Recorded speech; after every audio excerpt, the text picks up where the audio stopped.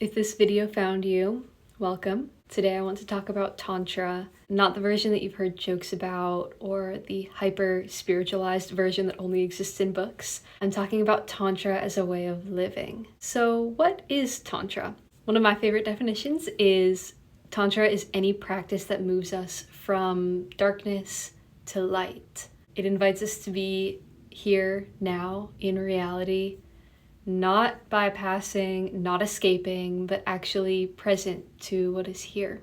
Tantra teaches that we are constantly being woven by our relationships, by our heartbreaks, by our desires, our failures. It's like being on a loom. Life is literally weaving us into who we're meant to become as long as we're willing to stay awake. Tantra means to be deeply touched by the heart of life. And when you're touched, truly touched, it is incredibly contagious. People around you feel it. Your presence changes the room, not because you're perfect, but because you're real. Now, Tantra isn't all love and light. Here's the part that surprises people. Tantra asks us to take the trash heap, all the messy, shadowy, embarrassing parts of ourselves, and call it holy. Road rage, jealousy, your bad girl side, the habits you're ashamed of. Tantra says, bring it on. These things aren't signs that you're failing as a spiritual person. They are portals. The shadows are actually teachers.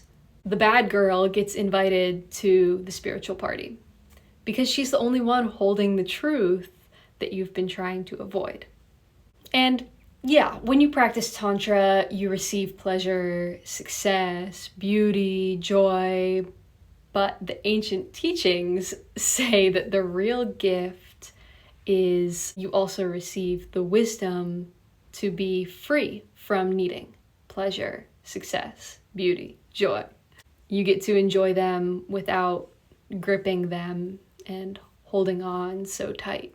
One of the most beautiful teachings in Tantra is about Dharma. Your Dharma is your true purpose, your work, your role, your inner law. And Tantra says that every single person has a Dharma, that there is literally a U-shaped hole in the universe. And until you fill that hole, the universe waits, and she actually weeps for you because she's waiting for you to step into your Dharma, your calling. But in order to step into that role and who you really are, you'll have to mourn who you thought you were.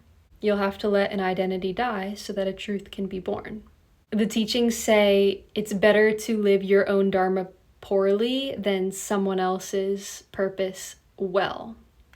So if your parents wanted you to become a doctor, maybe it's better to be a bad artist than a great doctor who feels dead inside. And maybe that's dramatic, but Tantra isn't about becoming perfect, it's about becoming whole. So if this video found you today, maybe you're being woven into something new. Maybe you're closer to your Dharma than you think. Maybe the parts of yourself that you've been hiding are actually that doorway to come home.